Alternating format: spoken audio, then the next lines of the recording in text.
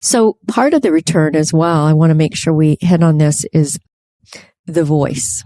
And you talk about the voice in your book and in your program, and the voice medicine, you call it. Yeah. So let's talk Voice about medicine. that a little. Yeah. So voice medicine is one of the 5 pathways of what I call the bigger umbrella of feminine medicine, and how, it's been shown to me. And also going back, when I was, first coming through years ago, the voice is something, we'll even say, oh, women have lost their voice, or we don't have a voice, or, and so it's kind of like a metaphor for our expression, our full expression. And of course, there's many studies now that show the voice and how healing, sounding and humming, and how it affects our vagus nerve. And, and so all of these ways in which sound, and of course also sound healing, right, with instruments. However, our voice is our instrument. It's like we have it, and all of nature has a voice. All of nature.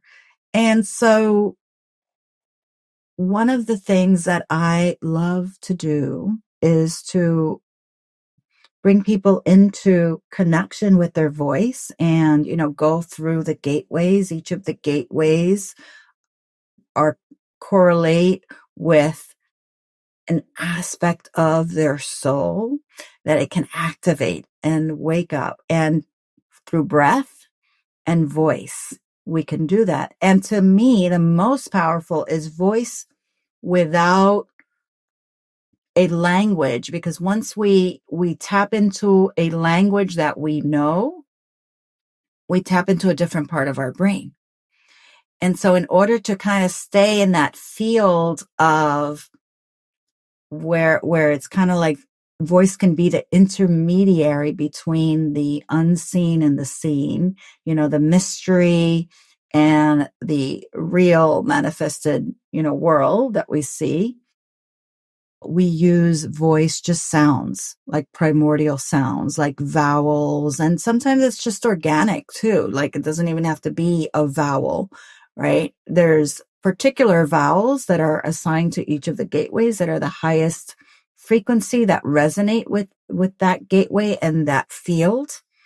But it could really just be any sound.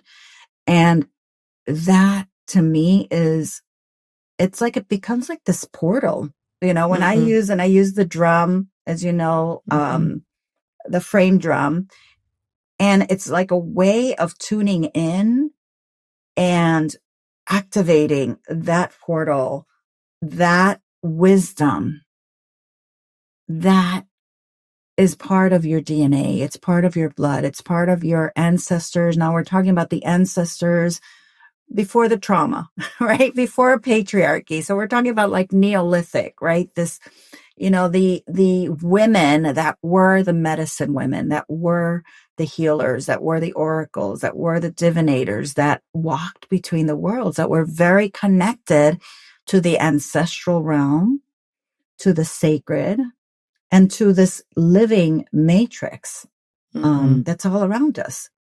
And that wasn't disconnected. And that was brought into everyday life, everyday, cooking and being and relating and, midwifing, and also being with the sick and with the dying, right? And so women wove in these dimensions because they weren't separated. They were the part Sherpas. Of the whole. Yes. Yeah. Yes. And so sound is one of those things that we can do, like light language, right? So I don't call it light language because I feel like light language is kind of connecting, with other dimensions more cosmically. I could be completely wrong. That's just been my experience of light language, but it is a light language. It's actually it's a transmission. I think of it as like the architecture when sound moves into form.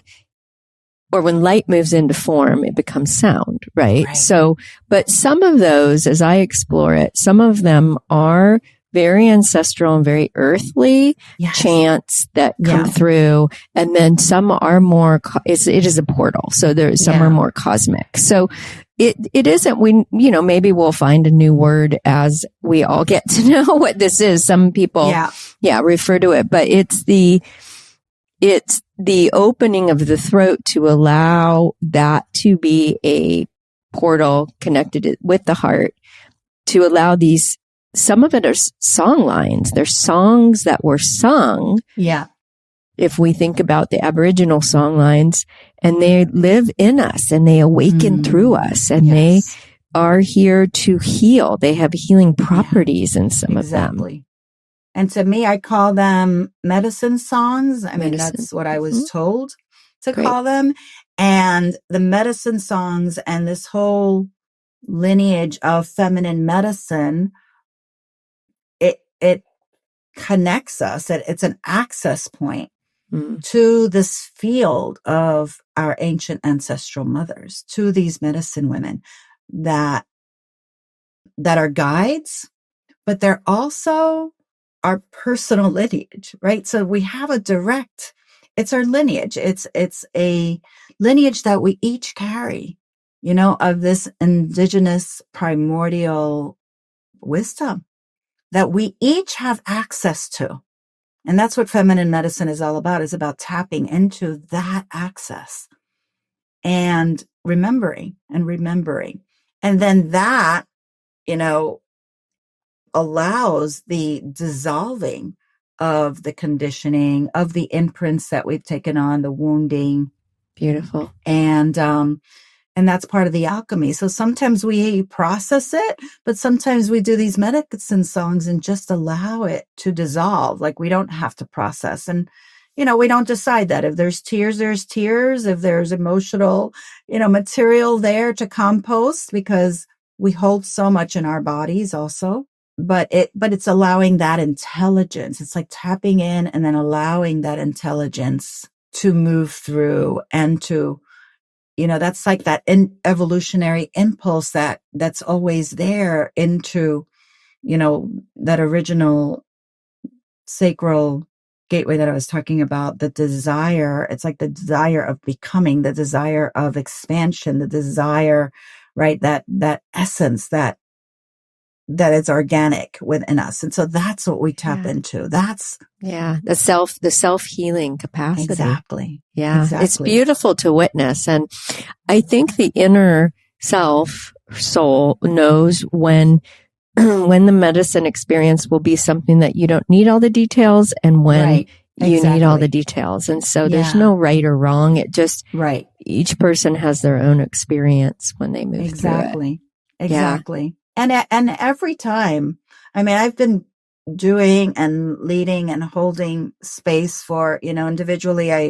I work with women individually on their medicine journey, and then, do groups, but even individually is just such a beautiful process. And it's always different. I've been doing this for years.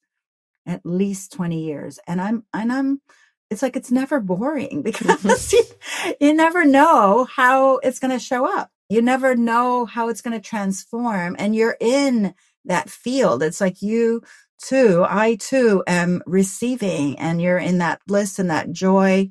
Most sessions will end there. Every now and then it doesn't, because there's kind of like another piece. But it's just such a beautiful experience. There's no words.